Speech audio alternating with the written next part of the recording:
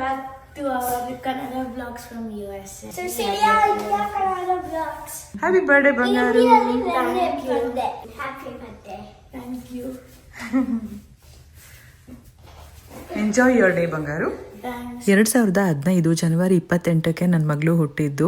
ಮನೆಗೆ ಮಹಾಲಕ್ಷ್ಮಿ ಥರ ಬಂದ್ಲು. ನನಗಂತೂ ಮೊದಲನೇದು ಹೆಣ್ಮಗುನೇ ಆಗಬೇಕು ಅಂತ ತುಂಬಾನೇ ಆಸೆ ಇತ್ತು.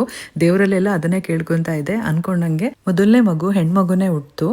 ಮೊದಲೆಲ್ಲ ಕೇಳ್ತಾ ಇದ್ದೆ ನಾನು, ತಾಯಿಗೆ ಯಾವ ಆಸೆ ಇರುತ್ತೋ ಅದೇ ಥರನೇ ಮಗು ಹುಟ್ಟುತ್ತೆ ಅಂತ ಹೇಳ್ಬಿಟ್ಟು. ಅದು ನನ್ನ ವಿಷಯದಲ್ಲಿ ನಿಜ ಆಗಿದೆ. ಬರೀ ಒಂದಲ್ಲ, ಡಬಲ್ ಧಮಾಕ ಅಂತ ಹೇಳ್ಬೋದು. ನನಗೆ 2 ಹೆಣ್ಮಕ್ಳು ಅಕ್ಕ ತಂಗಿ ಇರಬೇಕು ಅಂತ ತುಂಬಾ ವರ್ಷಗಳಿಂದ ಆಸೆ ಇತ್ತು. ನಾನು ನಮ್ಮ ಅಮ್ಮಂಗೆ ಒಬ್ಳೆ ಮಗಳಾಗಿರೋದ್ರಿಂದ ಆ ದೇವರು ಕೇಳ್ಕೊಂಡಿದ್ದನ್ನೆಲ್ಲಾನು ಕೊಟ್ಟಿದ್ದಾನೆ ಅಂತ ಹೇಳ್ಬೋದು.